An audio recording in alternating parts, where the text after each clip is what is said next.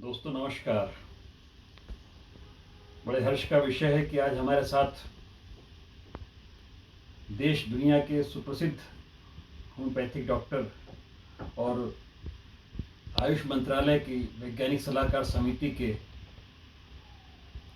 मध्य प्रदेश और मध्य भारत के एकमात्र सदस्य डॉक्टर अश्विनी कुमार द्विवेदी जी मौजूद हैं।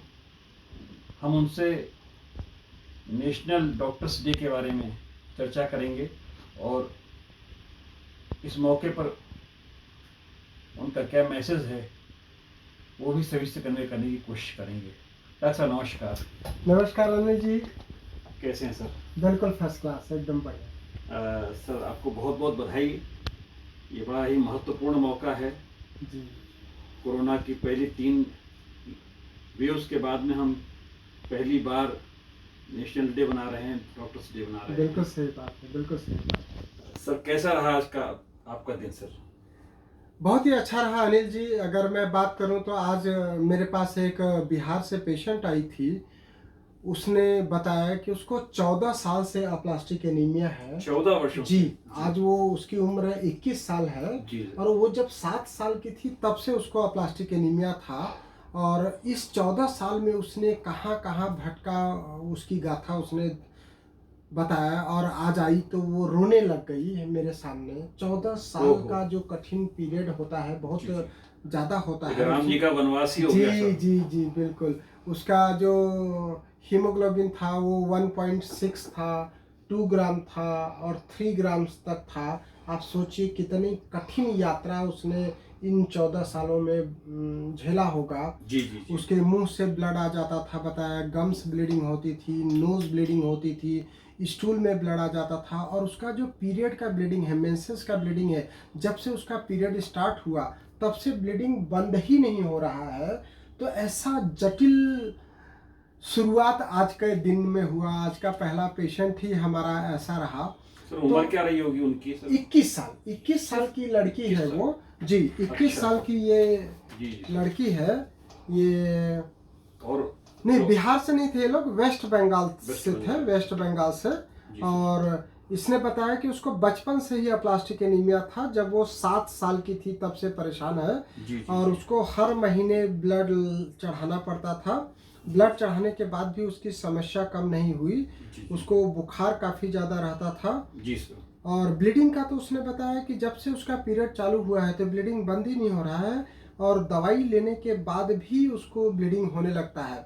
वो बताई कि जब वो छोटी थी, जब उम्र कम था, तो नाक से जो ब्लीडिंग आता था उसके लिए लोग नाक में सरसों का तेल डाल देते थे और उसको ये समझाते थे कि ये तो ऐसे ही परेशानी है और ठीक हो जाएगी। उसने सिलीगुड़ी अस्पताल में दिखाया, वहाँ पे बोन मैरो का जांच कराया। फिर उसके बाद उसने कलकत्ता मेडिकल कॉलेज में भी दिखाया। मतलब काफ़ी सारा उसको परेशानी थी और रोने लगी वो आकर के। तो हम लोग डॉक्टर्स के पास हर दिन एक चैलेंजिंग केस आता है और मरीज आकर के रोने लगता है और हमसे बहुत उम्मीद रखता है कि उसके जो दुख दर्द को हम कहीं न कहीं कम कर सकें। और मैं आपको इसी तरीके का 2 दिन पुराना एक मरीज की चर्चा करना चाहता हूँ। पहले इस मरीज को सर, इसको आपने क्या सजेस्ट किया सर और क्या संभावना है सर ठीक हो जाएगी सर? डाइट का उसको प्लान किया है मैंने कि खाने में उनको भुना हुआ चना और गुड़ लेना चाहिए, गर्म दूध के साथ हल्दी लेना चाहिए, बादाम लेना चाहिए रोस्टेड, सोयाबीन लेना चाहिए, पालक, पपीता, पिंड खजूर, सत्तू के साथ गुड़ लेना चाहिए, गेहूं का दलिया, गुड़ और दूध लेना चाहिए, आंवले का मुरब्बा, गाजर, चीकू, चुकंदर, सेब, अनार, किशमिश, छुहाड़ा, मुनक्का, अंजीर। और अगर वो अंडा मछली खाती है तो अंडा मछली लेना चाहिए। ऐसा मैंने अप्लास्टिक एनीमिया के लिए एक डाइट चार्ट बनाया हुआ है, उसको हमने उसको समझाया। दवाई के लिए अभी वो लोग विचार करेंगे कि दवाई लेना है कि नहीं लेना है। जो लोग बाहर से आते हैं वो बहुत सारा भ्रमित रहते हैं, जैसे 14 साल से वो इलाज करा रहे हैं जी। तो उसको हमारी बात एक ही बार में समझ में आ जाए ऐसा ज़रूरी नहीं है, कम होता है सर। जी। अभी मैं आपको एक दूसरी बात बताना चाहता हूँ जो इससे भी कठिन और दुखदाई है। 2 दिन पहले वाली। 2 दिन पहले की। अभी मैं दिल्ली में था, हमारी जो CCRH में साइंटिफिक एडवाइजरी बोर्ड की मीटिंग थी, जी सर। तो दिल्ली में एक कुरुक्षेत्र से महिला आई थी। हरियाणा। जी, हरियाणा कुरुक्षेत्र से। उसके 3 बच्चे थे, तीनों बच्चों को अपलास्टिक एनीमिया।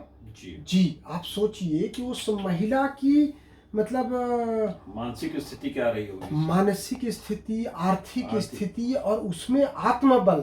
अच्छा। हाँ, 3 बच्चे थे उसको, जिसमें से एक बच्चा एक्सपायर हो चुका है इसी बीमारी से, और दूसरी जो लड़की है उसकी उम्र 15 साल है, उसको मेंस्ट्रुअल ब्लीडिंग काफ़ी ज़्यादा हो रही है, और दूसरा जो बच्चा है वो छोटा है, 5-6 साल का है।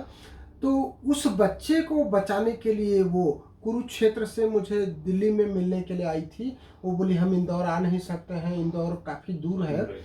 तो आप देखिए कि हरियाणा से वो मुझसे मिलने के लिए दिल्ली में आई। उसको पता चला कि मैं मीटिंग के लिए दिल्ली जा रहा हूँ, उसने क्लिनिक में फ़ोन लगाया होगा, तो यहाँ से उसको पता चला होगा। तो जब उसने बात बताई कि 3 बच्चे थे, जो पहला बच्चा था वो अपलास्टिक एनीमिया से एक्सपायर हो चुका है, दूसरी जो बच्ची है, बड़ी बेटी मतलब दूसरी बेटी, वो 15 साल की है, उसको अपलास्टिक एनीमिया है, और तीसरा जो बच्चा है उसको भी अपलास्टिक एनीमिया है।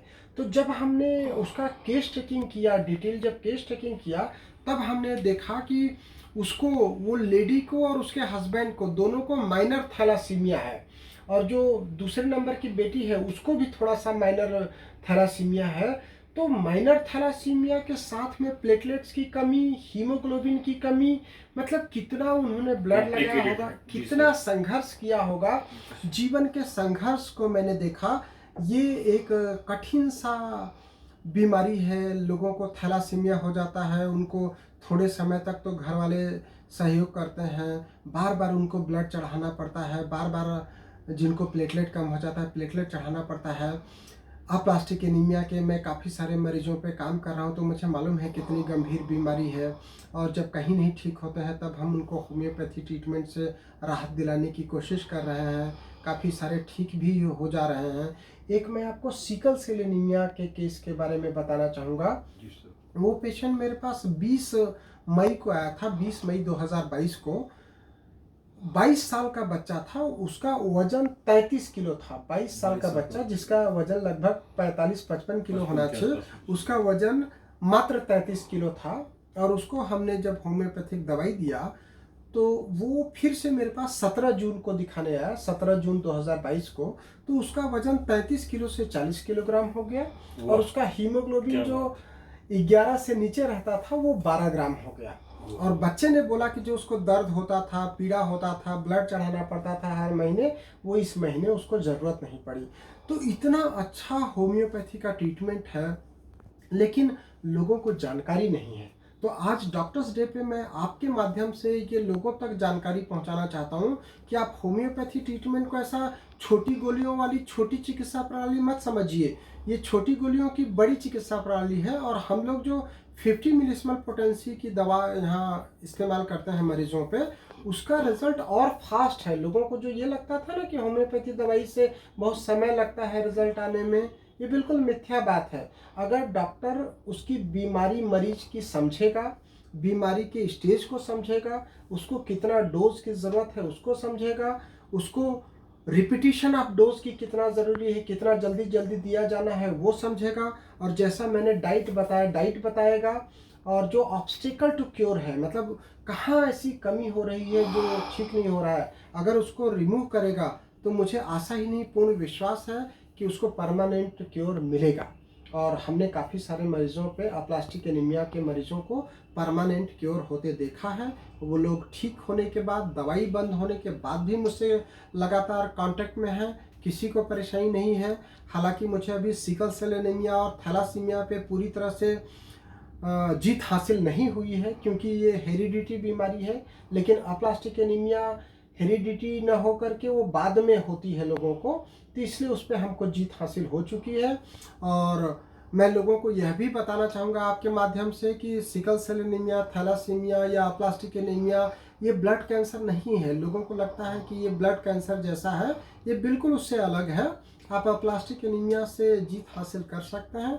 थोड़ा सा समय लगता है। समय किसी के लिए 6 महीने हो सकता है, किसी के लिए साल भर हो सकता है, किसी के लिए 2 साल हो सकता है, किसी के लिए 3 साल हो सकता है। हर व्यक्ति का शरीर अलग अलग होता है, हर व्यक्ति को दवाइयाँ अलग अलग तरीके से इफेक्ट करती है। तो आप किसी एक व्यक्ति का देख करके दूसरे व्यक्ति के ड्यूरेशन को कंपेयर नहीं करें। जी तो सर। मुझे लगता है कि लोगों में थोड़ी सी जागरूकता की कमी है। एक तो जागरूकता की कमी है, दूसरा जैसे गंभीर बीमारी हो जाती है तो वो घबरा जाते हैं। घबरा जाते उनको हैं। लगता है कि अब ये तो बीमारी ठीक ही नहीं होगी, जी सर। तो उसका प्रयास करना बंद कर देते हैं। तो आप अगर प्रयास करना जारी रखेंगे तो आपको जीत अवश्य हासिल होगी।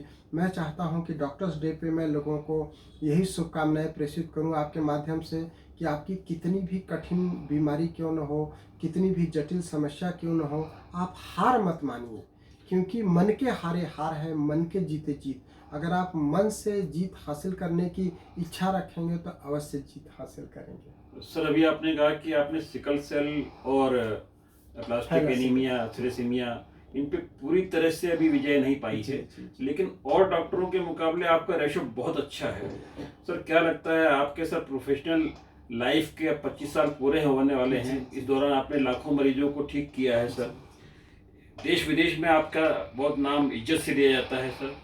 अभी आपने बताया कि बंगाल, हरियाणा, दुनिया भर जी। के लोग आपके पास आ रहे हैं सर। क्या संतुष्टि का भाव उभरता है कि आप कहाँ तक सफल रहे हैं होम्योपैथी को एक चिकित्सा पद्धति के रूप में अपनाकर सर? अनिल जी, अगर मैं मेरी बात करूं तो मैं तो 100% संतुष्ट हूं। मुझे लगता है कि अगर मैंने किसी का 10% भी दुख को कम किया, 10% भी उसके दर्द को कम किया, अगर उसके बीमारी को कम किया, पूरी तरह से नहीं भी ठीक कर पाया हो, लेकिन अगर उसकी परेशानी, उसकी बीमारी को कम किया, जिनको हर महीने या हर हफ्ते ब्लड चढ़ाना पड़ता था, अगर उनको आज ब्लड नहीं चढ़ाना पड़ रहा है, तो मुझे लगता है कि मैंने बहुत कर दिया। होम्योपैथी में इतना पावर है। इसके प्रणेता, इसके आविष्कारक मैं डॉक्टर हेनीमैन के चरणों में प्रणाम करता हूं, जिन्होंने ऐसी चिकित्सा प्रणाली दिया। और मुझे फक्र है कि मैं एक होम्योपैथिक चिकित्सक हूं और मेरे पास ऐसे मरीज आते हैं जो एम्स में, पीजीआई में, सीएमसी वेल्यूर में या बड़े बड़े अस्पतालों में ठीक नहीं होते हैं। वो मरीज आते हैं और हम छोटे से दवाखाने में उनको होम्योपैथिक दवाई से ठीक कर रहे हैं। तो मुझे लगता है कि मैं ईश्वर को इसके लिए धन्यवाद देता हूँ, जिन्होंने मेरे हाथों में इतनी शक्ति प्रदान किया है और होम्योपैथिक दवाई का टूल्स प्रदान किया है, जिसके द्वारा जो कहीं नहीं ठीक होता है वो यहाँ आकर के अगर ठीक हो रहा है तो ईश्वरीय कृपा है, बिना उसके ये संभव नहीं है। सर ईश्वरीय कृपा है सर, आपके द्वारा लगातार जो रिसर्च की जा रही हैं, शोध किए जा रहे हैं, उनका ही बहुत बड़ा इसमें हाथ है सर। और सर अभी आपने हाल ही में महामहिम राज्यपाल जी के यहाँ राजभवन में जी। एक जो सिकल सेल एनीमिया को लेकर के एक बहुत बड़ी मीटिंग बुलाई गई थी, जिसमें आपने इंदौर का प्रतिनिधित्व किया था। तो सर वहाँ पे क्या एक्सपीरियंस रहा? क्या लगता है कि सर ये जो आदिवासी इलाकों की ये बड़ी गंभीर बीमारी है जी। इसको सर कब तक हम पूरी तरह से ठीक कर पाएंगे?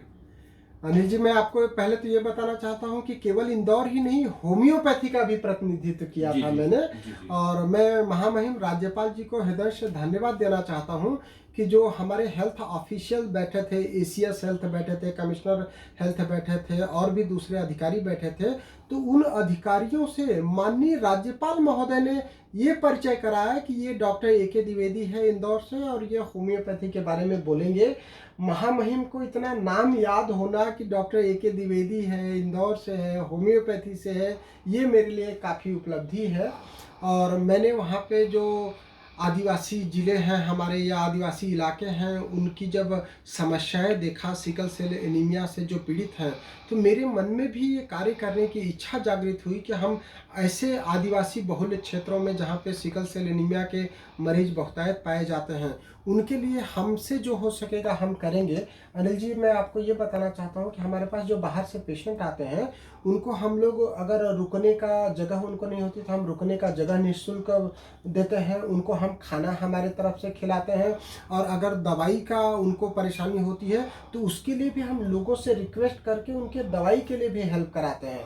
मतलब अगर वो बहुत पीड़ित है और उसके पास रुकने की व्यवस्था नहीं है इंदौर में, खाने की व्यवस्था नहीं है, तो हम रुकने खाने की व्यवस्था भी उनके लिए उपलब्ध करा रहे हैं और ये निरंतर कर रहे हैं। राज्यपाल जी से मिलने के बाद तो मुझे ये लगा कि हमको आदिवासी क्षेत्र में भी काम करना चाहिए और मैं कोशिश करूंगा कि आदिवासी क्षेत्र से जो लोग आते हैं उनके लिए हम एक राहत जरूर करेंगे। और सिकल सेल एनीमिया और थैलासीमिया चूँकि ठीक नहीं होती है तो उसके लिए हम उनको मॉनिटरी हेल्प भी करेंगे, ऐसा हमारा प्रयास है।